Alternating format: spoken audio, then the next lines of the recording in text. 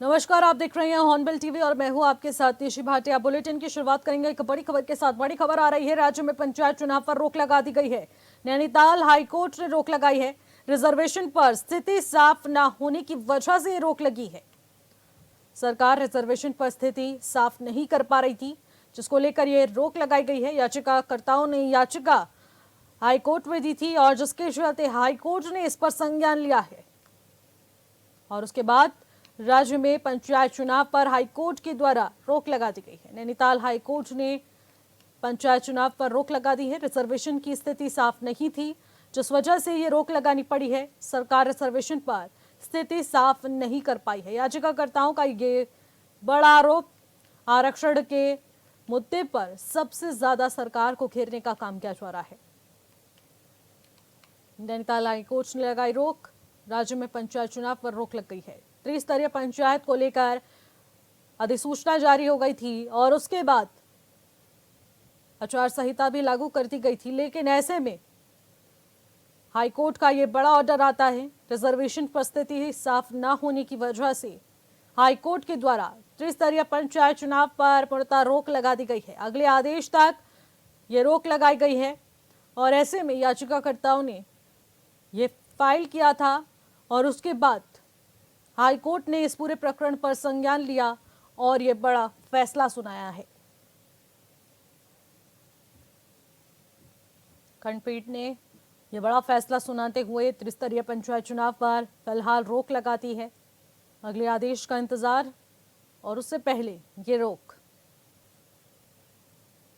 Reservation को लेकर, आरक्षण को लेकर स्थिति स्पष्ट नहीं थी। याचिकाकर्ताओं ने अपनी याचिका में आरक्षण के मुद्दे को उठाया और उसको लेकर हाईकोर्ट ने इस याचिकाकर्ताओं की याचिकाओं पर संज्ञान लिया है, जिसके चलते हाईकोर्ट की इन ऑर्डर्स को मानते हुए यहां पर त्रिस्तरीय पंचायत चुनाव पूर्णतः रोक लग चुकी है। बड़ी जानकारी है, सरकार रिजर्वेशन पर स्थिति साफ नहीं कर पा रही है।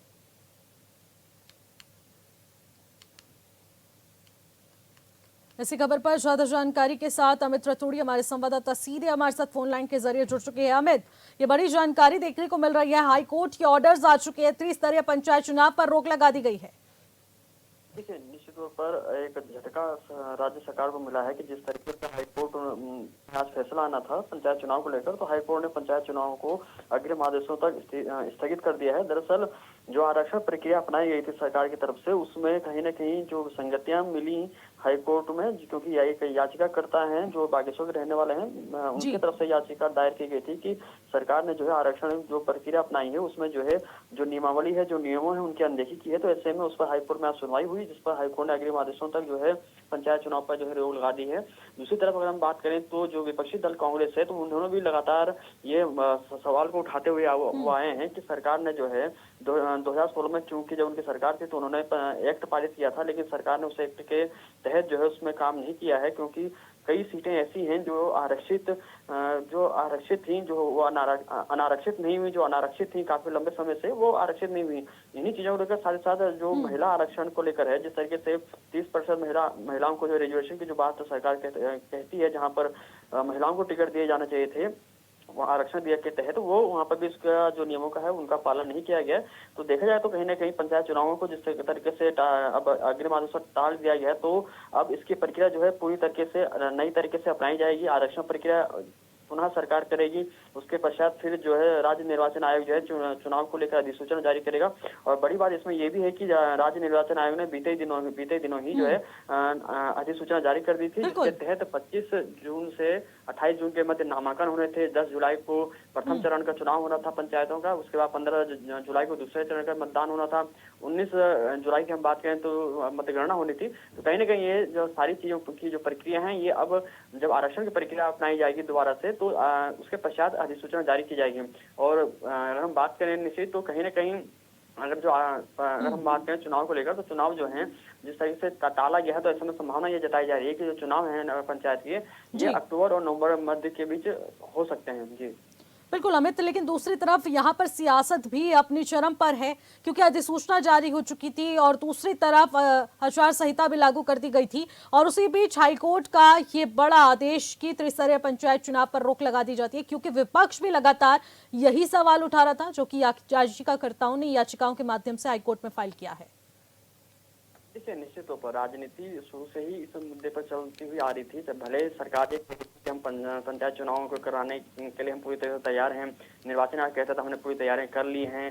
दूसरी तरफ कांग्रेस ये कही थी कि ये प्रशासक सरकार ने बैठा है बीते एक साल से, लेकिन जो है पंचायत चुनाव सरकार टालने का प्रयास कर रही है। अब हालांकि राज्य सरकार ये कह रही कि हम जो है आरक्षण की जो प्रक्रिया है हाईकोर्ट के निर्देशों का पालन करते हैं, हम दोबारा उसको करेंगे और जल्द से जल्द हम चुनाव कराएंगे। लेकिन विपक्ष लगातार सरकार पर ये मुद्दा उठाने का प्रयास कर रहा है कि वो जिस बात को पहले से दोहराते हुए आ रहे हैं कि जो सरकार जो है कहीं ना कहीं चुनाव कराने के मूड में नहीं है।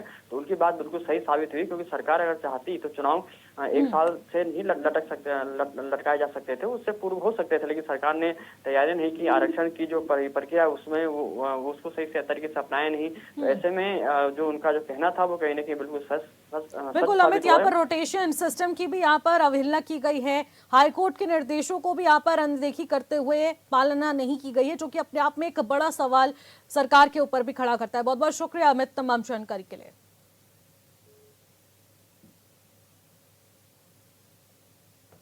खबरों में आगे बढ़ेंगे। देहरादून में अंतर्राष्ट्रीय ओलंपिक दिवस के अवसर पर खेल विभाग की ओर से कार्यक्रम का आयोजन किया गया है, जहां प्रदेश के मुखिया पुष्कर सिंह धामी ने शिरकत की। इस मौके पर खेल मंत्री रेखा आर्या भी मौजूद रही। वहीं कार्यक्रम में सीएम ने सभी मौजूदा लोगों को शपथ दिलाते हुए कहा कि हम खेलों को अपने जीवन का हिस्सा बनाएंगे। इसके अलावा उन्होंने कार्यक्रम को संबोधित करते हुए कहा कि हमारे हर खिलाड़ियों ने यह साबित कर दिया है कि भारत सिर्फ खेलों में भागीदारी नहीं बल्कि एक विजेता की भूमिका भी निभाता है। साथ ही उन्होंने कहा कि हर भारतीय खिलाड़ी खेल के हर क्षेत्र में भारत का तिरंगा शान से ऊंचा करता है।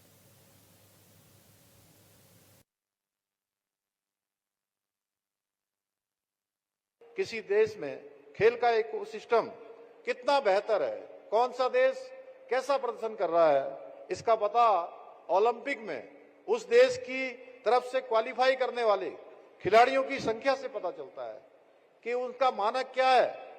2012 में लंदन में हुए ओलंपिक के लिए भारत के 83 एथलीटों ने क्वालिफाई किया था, परंतु आदरणीय मोदी जी के नेतृत्व वाली सरकार में हुए 2 ओलंपिक, रियो दी जेनेरियो 2016 और टोक्यो 2020 ओलंपिक के लिए क्रमशः 117 और 126 खिलाड़ियों ने क्वालिफाई किया है। ये आंकड़े बताते हैं। इतना ही नहीं, वर्ष 2023 में चीन में संपन्न हुए एशियाई खेलों में भारतीय खिलाड़ियों ने रिकॉर्ड 107 पदक जीतकर अपना सर्वश्रेष्ठ प्रदर्शन किया। आज आदरणीय प्रधानमंत्री जी के मार्गदर्शन में नए जोश के साथ भारत 2030 युवा ओलंपिक और 2036 में ओलंपिक खेलों की मेजबानी के लिए भी तैयार है। प्यारे खिलाड़ियों, आज आदरणीय मोदी जी के नेतृत्व में खेलों का बजट पहले से कई गुना यानी कि 3 गुना बढ़ा दिया गया है। आदरणीय प्रधानमंत्री जी के मार्गदर्शन में हमारी सरकार प्रदेश में भी खेल संस्कृति को बढ़ावा देने, खिलाड़ियों को प्रोत्साहित करने के लिए निरंतर प्रयास कर रही है। अभी बहुत सारी बातें यहां पर खेल मंत्री जी ने आप सबके सामने रखी। इसी वर्ष हमारे राज्य में आयोजित हुए 38वें राष्ट्रीय खेलों के भव्य एवं सफल आयोजन ने उत्तराखंड को देवभूमि के साथ साथ खेल भूमि के रूप में भी स्थापित करने का मार्ग प्रशस्त किया है। आज उत्तराखंड विश्व स्तरीय इंफ्रास्ट्रक्चर के मामले में भी देश के प्रमुख राज्यों में गिना जाने लगा है। अब हमारे प्रदेश में राष्ट्रीय नहीं, अंतर्राष्ट्रीय स्तर की खेल प्रतियोगिताओं के आयोजन भी होने लग गए हैं। इस बार के राष्ट्रीय खेलों में उत्तराखंड के खिलाड़ियों ने एक इतिहास बनाने का काम किया। 103 पदक जीतकर हमारे राज्य का गौरव बढ़ाने का काम किया। यही नहीं, हमने राष्ट्रीय खेलों के अंतर्गत विभिन्न स्थानों में खेल प्रतिस्पर्धाओं का आयोजन कर पूरे राज्य को इन खेल आयोजनों से जोड़ने का काम किया। और कोई प्रतियोगिता ऐसी नहीं हुई जिसमें प्रदेश से बाहर जाकर कोई आयोजन करना पड़ा हो। सारे के सारे और कोई टेंट में भी नहीं हुआ। कोई टेंट नहीं लगाया गया, कोई हैंगर नहीं लगाया गया और सारे के सारे इंफ्रास्ट्रक्चर स्थायी इंफ्रास्ट्रक्चर बनाए गए जो आने वाले समय में हमारे खिलाड़ियों के उनके खेलों के विकास में, उनके शारीरिक विकास में, खेल प्रतिभाओं को आगे निखारने में बहुत बड़ा योगदान देने वाली हैं। इसके अतिरिक्त हमारी सरकार उत्तराखंड को खेल भूमि के रूप में स्थापित करने के उद्देश्य से राज्य में शीघ्र ही स्पोर्ट्स लीगेसी प्लान भी लागू करने जा रही है, जिसके अंतर्गत प्रदेश के 8 प्रमुख शहरों में 23 अकादमियों की स्थापना की जाएगी। इन अकादमियों में प्रत्येक वर्ष 920 विश्व स्तरीय एथलीट और 1000 अन्य खिलाड़ी उच्च स्तरीय प्रशिक्षण प्राप्त कर सकेंगे। इतना ही नहीं, हमारी सरकार हल्द्वानी में उत्तराखंड का प्रथम खेल विश्वविद्यालय और लोहाघाट में एक महिला स्पोर्ट्स कॉलेज स्थापित करने की दिशा में भी तेजी से कार्य कर रही है। प्यारे खिलाड़ियों, प्रदेश में खेलों के विकास और खिलाड़ियों को प्रोत्साहित करने के उद्देश्य से हमने प्रदेश में नई खेल नीति भी लागू की है। इसी नीति के अंतर्गत राष्ट्रीय और अंतर्राष्ट्रीय स्तर पर पदक जीतने वाले खिलाड़ियों को आउट ऑफ टर्न सरकारी नौकरी भी प्रदान की जा रही है। इसके साथ ही हमारी सरकार खेल विकास निधि, मुख्यमंत्री खिलाड़ी प्रोत्साहन योजना, मुख्यमंत्री उदयमान खिलाड़ी योजना, खेल किट योजना, खिलाड़ियों को ट्रैवल अलाउंस भत्ता तथा खिलाड़ियों को खेल के दौरान घायल होने पर आर्थिक सहायता जैसे कार्यक्रमों के माध्यम से राज्य के उभरते हुए खिलाड़ियों को प्रोत्साहित करने का काम कर रही है। यही नहीं, हम उत्तराखंड खेल रत्न पुरस्कार, हिमालय खेल रत्न पुरस्कार प्रदान कर खिलाड़ियों को उनकी योग्यता को सम्मानित भी कर रहे हैं। इसके अलावा हमने राज्य की सेवाओं में खिलाड़ियों के लिए 4% खेल कोटे को पुनः लागू कर दिया है, जिससे हमारे खिलाड़ियों के परिश्रम और कौशल को उचित अवसर और सम्मान मिल सके। मुझे पूरा विश्वास है इन सभी प्रयासों द्वारा हम अन्य क्षेत्रों के साथ साथ खेलों में भी उत्तराखंड को देश का श्रेष्ठ राज्य बनाने के अपने विकल्प रहित संकल्प को पूरा करने में अवश्य सफल होंगे। प्यारे खिलाड़ियों, मैं आज के इस अवसर पर आप सभी खिलाड़ियों से ये कहना चाहूंगा कि खेल में हार जीत से अधिक महत्वपूर्ण है खेल भावना, जो जीवन के हर क्षेत्र में हमारे जीवन में काम आने वाली होती है। मुझे पूरा विश्वास है कि ये भावना आप सभी को न केवल खेलों के क्षेत्र में बल्कि जीवन के हर क्षेत्र में सफलता दिलाने में अवश्य सहायक सिद्ध होगी। आज अंतर्राष्ट्रीय ओलंपिक दिवस पर हम सभी को एक संकल्प लेना है कि हम खेलों को अपने जीवन का हिस्सा बनाएंगे, अपने बच्चों को पढ़ाई के साथ साथ खेलों के लिए भी प्रोत्साहित करेंगे और भारत को विश्व खेल मंच पर शीर्ष पर पहुंचाने पर अपना जो हम सबका सपना है उस सपने को साकार करेंगे। इसी विश्वास के साथ आप सभी को आज के इस दिवस की बधाई देते हुए, शुभकामनाएं देते हुए मैं अपनी बात समाप्त करता हूं। बहुत बहुत धन्यवाद। आईपीएस रजत जोयाल की नौकरी से इस्तीफे के बाद अब आईएफएस अफसर धनंजय मोहन के वीआरएस लेने पर सियासत गर्मा गई है। कांग्रेस के प्रदेश अध्यक्ष करण मारा ने मामले को लेकर सरकार पर गंभीर आरोप लगाए हैं। उन्होंने कहा कि अपने चहेतों को कुर्सी पर बैठाने के लिए सरकार ईमानदार अधिकारियों को वीआरएस लेने पर मजबूर कर रही है। उन्होंने कहा कि चंद घंटों में ही धनंजय सिंह के वीआरएस की अर्जी को स्वीकार करना भी कई सवाल खड़े करता है।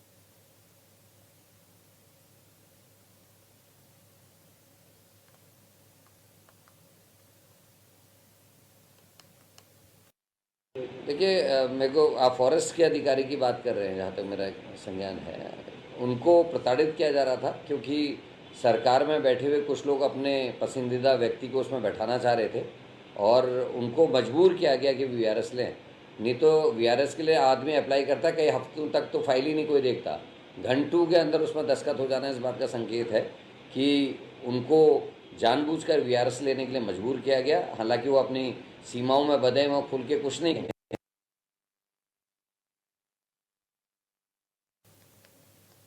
खबरों में आगे बढ़ेंगे। उत्तराखंड के पूर्व मुख्यमंत्री हरीश रावत इन दिनों कुमाऊं दौरे पर हैं। जहां उन्होंने न सिर्फ जनता से संवाद किया बल्कि कांग्रेस के नेताओं को भी खुला संदेश दिया है। उन्होंने कहा कि 2027 में बीजेपी की झूठ, लूट और फूट की सरकार को उखाड़ फेंकेंगे। काशीपुर में कांग्रेस के वरिष्ठ नेता जयसिंह गौतम ने आवास पर आयोजित प्रेस वार्ता में हरीश रावत ने बीजेपी सरकार को सीधे चुनौती देते हुए कहा कि प्रदेश में भ्रष्टाचार चरम सीमा पर पहुंच चुका है, महंगाई और बेरोजगारी से जनता परेशान है और अब बदलाव का समय आ गया है।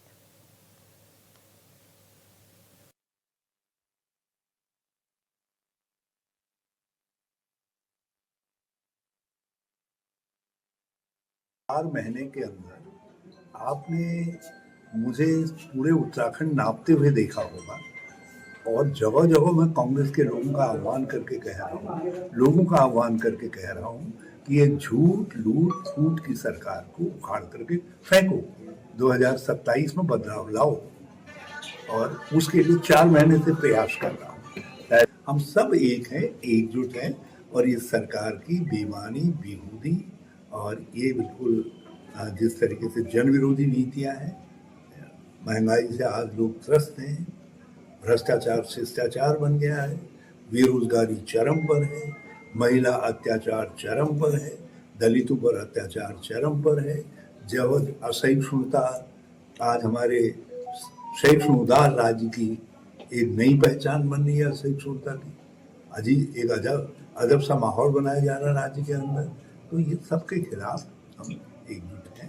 इसीलिए मैंने लोगों को नारा दिया है, लोगों से कहा है कि आओ झूठ, लूट, फूट की इस सरकार को बदलते हैं और इसकी जगह पर विकास और जनोपयोगी, जन कल्याण के लिए काम करने वाली सरकार को 2027 में ला रहे हैं। तो मैं जो नीचे स्तर पर, ग्रामीण स्तर पर हमारे पास बहुत अच्छे कार्यकर्ता हैं, जनता से जुड़े हुए, जमीन से जुड़े हुए नेतागण हैं। हम उनके हरिद्वार एआरटीओ कार्यालय में लोगों की सुविधा के लिए नई पहल की गई है। एआरटीओ प्रशासन निखिल शर्मा की ओर से ये टोकन व्यवस्था लागू की है, जिसके जरिए ऑफिस में विभिन्न कार्यों के लिए आने वाले लोग यहां पर टोकन लेकर अपना काम करवा सकते हैं। इस पहल से लोगों को अब भटकना नहीं पड़ेगा। एआरटीओ कार्यालय में वेटिंग रूम भी यहाँ पर बनाया गया था और उसमें लगी स्क्रीन से टोकन नंबर डिस्प्ले हो जाता है, जिसके बाद लोग आसानी से अपना काम करवा सकते हैं।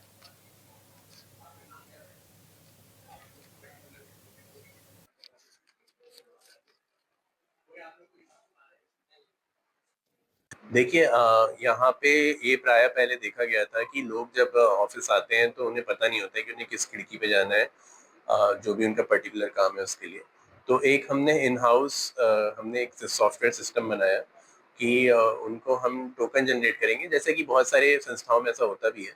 तो उसी चीज़ को हमने यहाँ पे एक इनिशिएट किया है कि जैसे ही कोई व्यक्ति आता है तो हमारे वेटिंग हॉल में वहाँ पे जो हमारे कर्मचारी बैठे हैं वो उनको एक टोकन जनरेट करके देते हैं और उसके बाद वो व्यक्ति वहीं वेटिंग हॉल में ही अपने टर्न का इंतजार करते हैं। सामने हमारी स्क्रीन लगी हुई है, उसमें जिस भी उनका नाम जब डिस्प्ले हो जाता है, उनके नाम के आगे एक विंडो नंबर डिस्प्ले हो जाती है। तो उनको जैसे ही इनका नाम डिस्प्ले होता है उन्हें पता चल जाता है हमें इस विंडो पे अपना काम कराने के लिए जाना है। तो उसी समय जाते हैं, उसी समय उनका काम हो जाता है। इससे एक जो है एक बहुत बड़ी लाइनें जो लगती थी उनसे एक लोगों को दिक्कत होती थी, खासकर महिलाओं को या बुजुर्गों को या दिव्यांगजनों को भी। तो उससे निजात पाने के लिए ये एक तरीका बेहतर लगा था, जिसको हमने एक इन हाउस सॉफ्टवेयर सिस्टम बना के यहाँ पे अपने यहाँ पे इम्प्लीमेंट किया।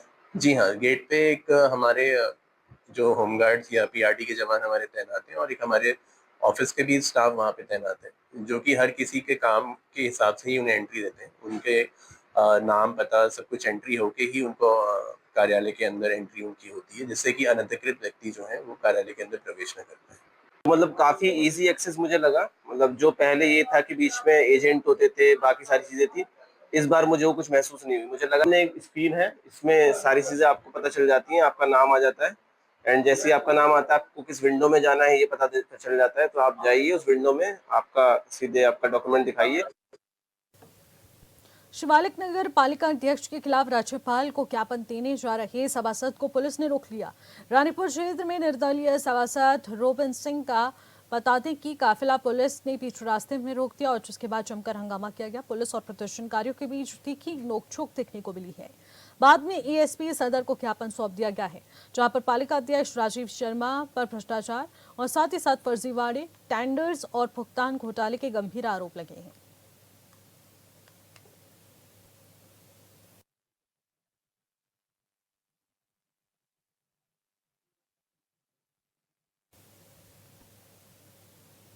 कैलाश मानसरोवर यात्रा में सुरक्षा को लेकर पिथौरागढ़ के जिलाधिकारी ने बैठक की है।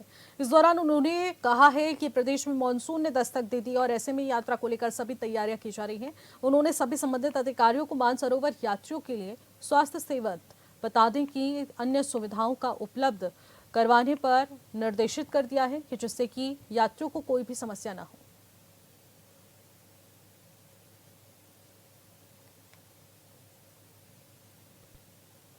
सर, कैलाश मानसरोवर यात्रा हमारे जनपद में इस बार लगभग 5 वर्ष के बाद पुनः यहाँ से प्रारंभ हो रही है और इसका जो पहला दल दिल्ली में 30 तारीख को पहुंचेगा, टनकपुर में 4 की रात को पहुंचेगा और पिथौरागढ़ में 5 को पहुंचेगा। 5 से लेकर के वो 2 दिन गुंजी में, 2 दिन नाभिडांग में वो रुकेंगे। क्योंकि वर्षा काल प्रारंभ हो चुका है, हम लोगों ने इसके संबंध में एक बृहद बैठक करी थी बीच में, जिसमें कि यात्रा में आने वाले चैलेंजेज और उससे किस प्रकार से पार पाना है, ओवरकम करना है, उसके बारे में विस्तृत सभी को चर्चा करी गई और जानकारी भी दी गई। इसमें हमें मेडिकल, इसके अलावा रोड ओपनिंग, इसके अलावा जो यात्री हैं उनके सुरक्षित गुंजी के बाद नाभिडांग और नाभिडांग के बाद जो है तकलाकोट के लिए जो उनका प्रस्थान होगा, उसकी व्यवस्था देखनी है। तो ये सारी तैयारियां हो चुकी हैं। एनडीआरएफ की एक कंपनी ऑलरेडी हमें जिले में है, एक और कंपनी इसी कार्य के लिए, कैलाश मानसरोवर यात्रा के लिए गुंजी में रहेगी। इमिग्रेशन और अन्य व्यवस्थाएं भी हो चुकी हैं। आईटीबीपी के साथ में पूरा कोऑर्डिनेशन है। तो हमें उम्मीद है कि यद्यपि वर्षा काल में हमेशा से ही ये यात्रा रही है, लेकिन इस बार हम इस यात्रा को भव्य और सुरक्षित तरीके से संचालित कर पाएंगे। पूर्व मुख्यमंत्री और कांग्रेस के वरिष्ठ नेता हरीश रावत ने 2027 चुनाव को बता दें फाइनल बताते हुए जीत का दावा कर दिया है, जिस पर बीजेपी प्रदेश प्रवक्ता हनी पाठक ने पलटवार करते हुए कहा कि हरीश रावत को हरक सिंह रावत का भी बयान सुनना चाहिए, जिसमें वो खुद ये कहते नजर आ रहे हैं कि हार के देवता अगर कोई है तो वो इस समय हरीश रावत है। लगातार हार का सामना किया जा रहा है और उसके बाद भी उनकी मानसिकता पूरी तरीके से स्थिर है। जिस तरीके से वो कहते आए हैं कि ऐसी कोई बात नहीं है, हम लोग चुनाव जीतने वाले हैं। आगे उन्होंने कहा कि धामी सरकार ने एक रिकॉर्ड वो भी तोड़ दिया है कि पहले एक बार प्रदेश में कांग्रेस तो दूसरी बार बीजेपी की सरकार बनती थी, लेकिन अब की बार विधानसभा चुनाव में उत्तराखंड की जनता ने ये भ्रम भी तोड़ दिया है। जनता पूरी तरीके से अब की बार भी बीजेपी के साथ है, क्योंकि बीजेपी की रीति और नीति, संस्कार और व्यवस्था जनता को दे रहे हैं और उससे पूरी तरीके से जनता संतुष्ट है।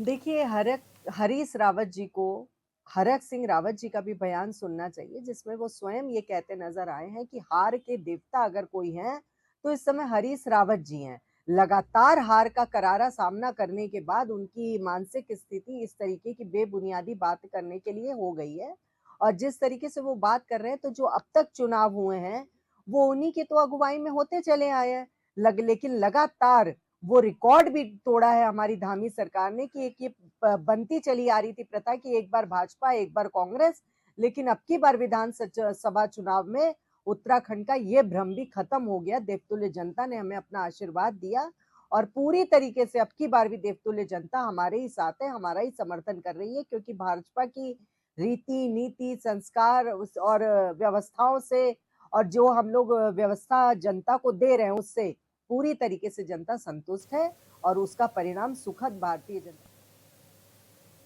फिलहाल इन खबरों में मेरे साथ बस इतना ही। आप देखते रहिए हॉर्नबिल टीवी। नमस्कार।